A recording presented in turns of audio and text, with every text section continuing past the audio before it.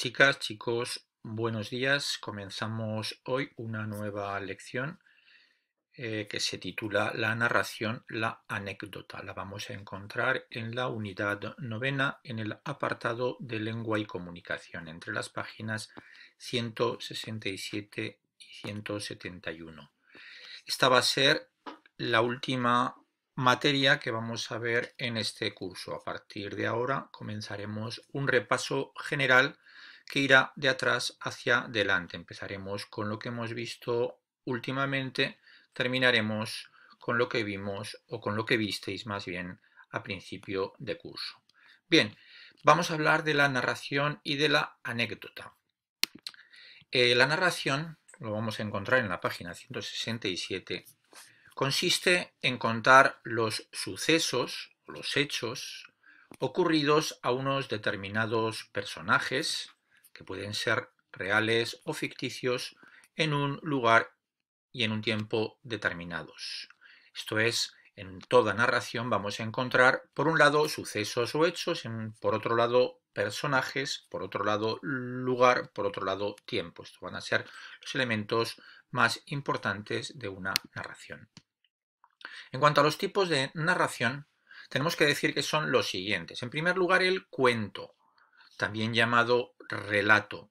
Es una narración breve, más o menos tiene como unas 15 páginas, de historias imaginarias.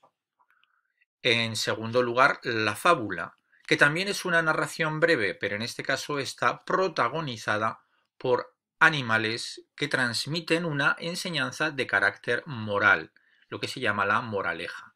En toda fábula hay una historia y luego hay como una enseñanza que aparece generalmente al final, y esto es lo que se conoce con el nombre de moraleja. Ya lo habéis visto cuando habéis leído las fábulas de Esopo. Pasamos a la novela. La novela es una narración extensa, es decir, tiene más de 90 páginas y tiene temática muy variada.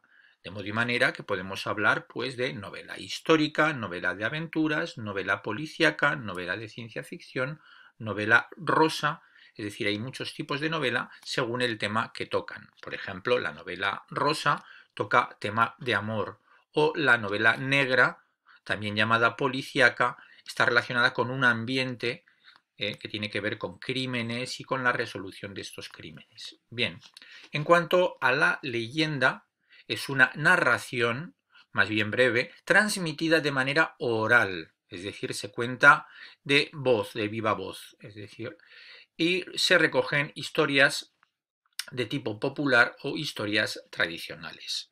Una cosa que distingue a la narración de la poesía es que la narración suele ser en prosa, a excepción de las fábulas, que también se escriben en verso. También hay un tipo de cuentos o novelas que se llaman epopeyas, que son los cuentos antiguos, los cuentos de la tradición grecolatina. También se escribían en verso porque de alguna forma se contaban en público. Pues bien, excepto esto, las narraciones hoy en día, desde hace ya bastante tiempo, son relatos en prosa.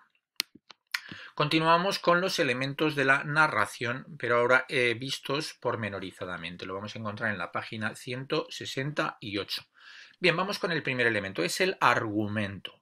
El argumento es lo que sucede, las acciones principales de la historia.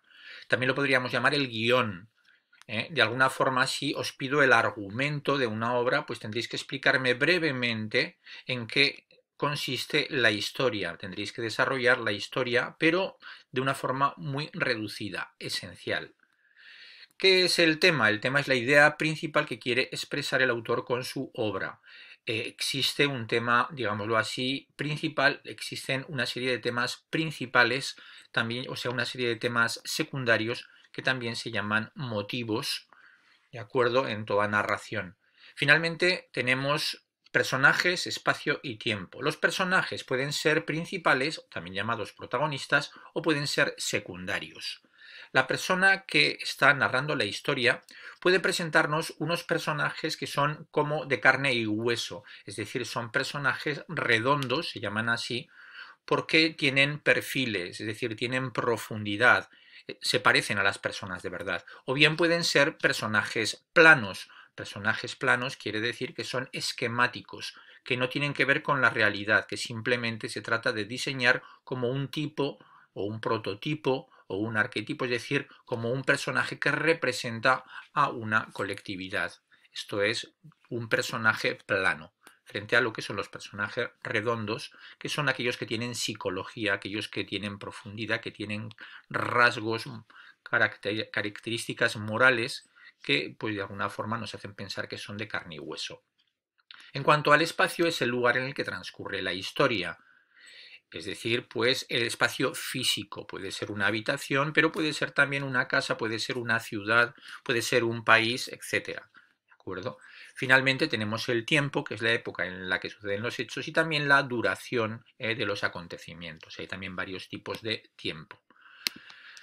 En cuanto a los elementos de la narración, continuamos con ellos. Nos quedan dos importantísimos para entender bien una historia. En primer lugar, la estructura. Es decir, la idea principal de toda narración pues está desarrollada como la historia en una serie de fases, en una serie de etapas. Pues bien, estas etapas suelen ser tres. La primera suele llamarse planteamiento o introducción y consiste en la presentación de lo que va a suceder, de los personajes, del tiempo y del espacio. Luego tenemos lo que es el nudo, que es el desarrollo de los acontecimientos, finalmente el desenlace o conclusión que coincide con el final del relato. Hay muchas maneras de empezar una narración, podemos empezarla desde el principio, entonces hablaremos de ab initio, o bien empezaremos la narración a mitad, es decir, in medias res, en vez de empezar desde el principio contando desde un punto de vista cronológico de forma lineal, pues empezamos a mitad una historia. Por ejemplo, imaginaos que quiero contar la vida de una persona, pues podría pues empezar diciendo esta persona nació en tal sitio, en tal lugar de padres, luego cuando era pequeño pues le sucedió esto, cuando llegó a la adolescencia y a su juventud pues estaría narrando desde el principio ab initio y estaría narrando de forma lineal. Sin embargo, si retomo la narración y por ejemplo, imaginaos cuento lo siguiente. El muchacho tenía 17 años. Le gustaba recordar lo que le había sucedido cuando tenía 5 años, que de alguna forma cuando vuelvo hacia atrás y cuento la historia en el pasado, cuando hago de alguna forma un paso hacia atrás para contar la historia, estoy contando la historia desde la mitad, in medias res, que es como se llama esta técnica narrativa. Esto lo veréis más adelante, por eso he preferido no ponerlo en la lección para que de alguna forma avanzaros esta materia que veréis a lo largo de los cursos venideros. En este curso lo que nos interesa es reducir todo a lo esencial para que veáis cómo funciona. Bien, además de la estructura nos falta otro elemento importantísimo en la narración, es decir, el narrador. ¿Quién es el narrador? El narrador es el personaje que narra, el personaje o bien el novelista o bien el autor. ¿Qué tipos de narrador existen? Pues existen dos tipos en principio, el narrador interno y el narrador externo. ¿Interno qué significa? Pues que la persona que narra también participa en la historia como actor, también actúa. La voz que narra pertenece a un personaje de la trama, es decir, de la historia, del cuento, que puede ser o bien el protagonista, y hablaremos de un yo protagonista, o un personaje secundario, en cuyo caso hablaremos de un narrador testigo. Se expresa en primera persona, es decir, veremos que la narración, para distinguirlo de un narrador externo, se realiza con la primera persona del singular o del plural, yo, nosotros. En cuanto al narrador externo, el narrador historiador, en este caso el narrador narra en tercera persona. Se trataba de era, etc. Es decir, ya no hablamos en primera persona, sino que hablamos en tercera persona, del singular normalmente, porque se supone que el narrador es una única persona generalmente.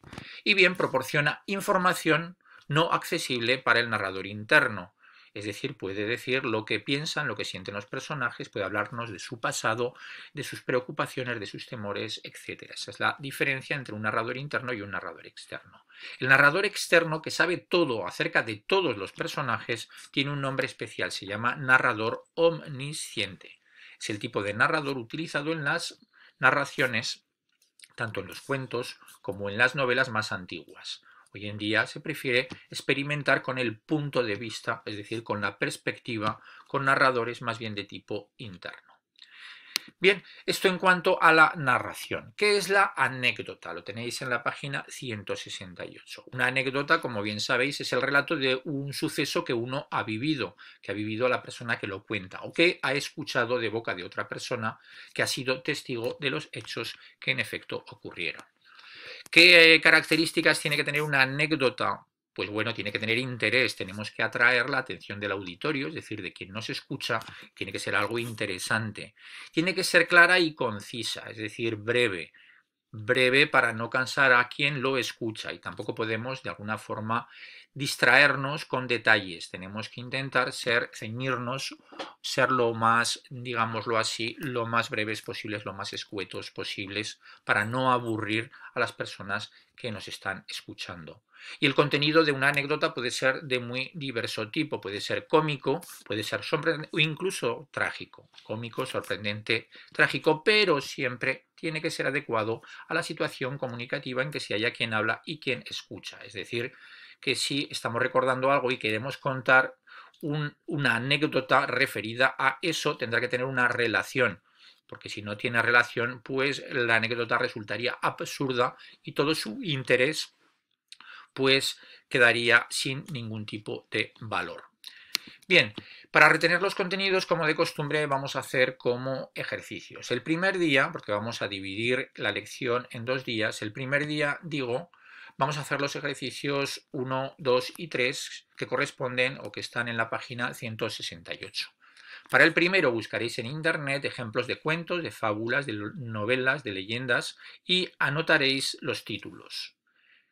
El ejercicio segundo consiste en preguntar a personas de más edad de tu familia si conocen algún relato tradicional, que os lo cuenten y después vosotros lo podéis contar por escrito en un texto que elaboraréis vosotros mismos. Finalmente, en el ejercicio tercero podéis escribir el argumento de la novela favorita, es decir, podéis contar la historia de la novela.